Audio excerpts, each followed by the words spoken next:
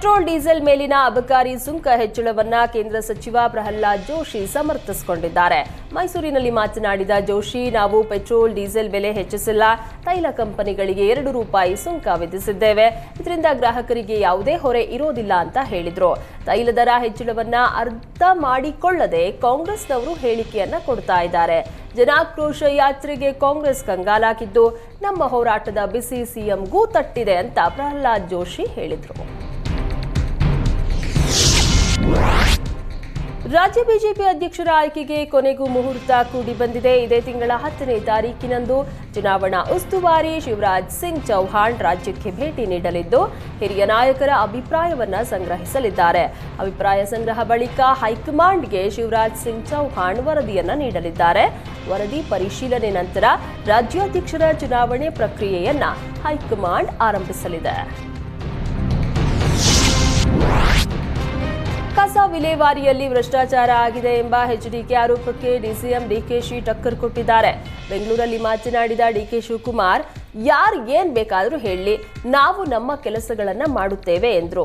ಟೀಕೆಗಳು ಸಾಯುತ್ತವೆ, ಕೆಲಸ ಮಾತ್ರ ಉಳಿಯುತ್ತೆ ಅಂತ ಎಚ್ಡಿ ಕುಮಾರಸ್ವಾಮಿಗೆ ಡಿಕೆಶಿ ಟಾಂಗ್ ಕೊಟ್ರು. ಇದೇ ವೇಳೆ ಬೆಂಗಳೂರಿನ ಕಸ ವಿಲೇವಾರಿ ಸಮಸ್ಯೆ ಬಗ್ಗೆ ಮಾತನಾಡಿದ ಡಿಕೆಶಿ, ಜನರು ಎಲ್ಲೆಂದರಲ್ಲಿ ಕಸ ಬಿಸಾಡ್ತಾ ಇದ್ದಾರೆ, ಸಮಸ್ಯೆ ಬಗೆಹರಿಸಲು ಅಧಿಕಾರಿಗಳಿಗೆ ಸೂಚಿಸುತ್ತೇನೆ ಅಂತ ಹೇಳಿದರು.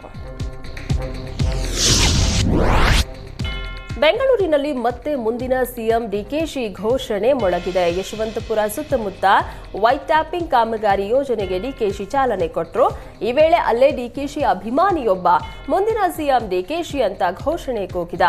ಅಭಿಮಾನಿ ವರ್ತನೆಗೆ ಕೋಪಗೊಂಡ ಡಿಕೆಶಿ ಆತನ ಕೈಗೆ ಕಬ್ಬಿಣ ಕೊಡಿ ಅಂತ ಹೇಳಿದರು.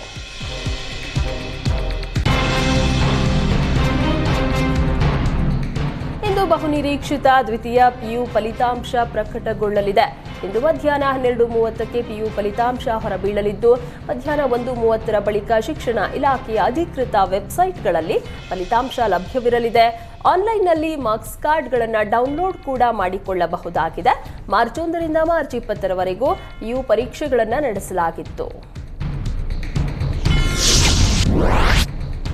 ನಟಿ ರನ್ಯಾ ರಾವ್ ಗೋಲ್ಡ್ ಸ್ಮಗ್ಲಿಂಗ್ ಕೇಸ್ನ 2ನೇ ಆರೋಪಿ ತರುಣ್ ರಾಜ್ ಜಾಮೀನು ಅರ್ಜಿಯನ್ನ ವಜಾಗೊಳಿಸಲಾಗಿದೆ. ತರುಣ್ ಅರ್ಜಿ ವಿಚಾರಣೆ ನಡೆಸಿದ 64ನೇ ಸಿಸಿಎಚ್ ಕೋರ್ಟ್ ಜಾಮೀನು ನೀಡಲು ನಿರಾಕರಿಸಿತು. ಜಾಮೀನು ಸಿಗದ ಹಿನ್ನೆಲೆ ತರುಣ್ ರಾಜ್ ಜೈಲು ವಾಸ ಮುಂದುವರೆದಿದೆ. ಇನ್ನು ಪ್ರಕರಣದ A1 ರನ್ಯಾ ರಾವ್ ಹಾಗೂ ಮತ್ತೋರ್ವ ಆರೋಪಿ ಸಾಹಿಲ್ಗೂ ಏಪ್ರಿಲ್ 21ರವರೆಗೂ ನ್ಯಾಯಾಂಗ ಬಂಧನ ಅವಧಿ ವಿಸ್ತರಿಸಲಾಗಿದೆ.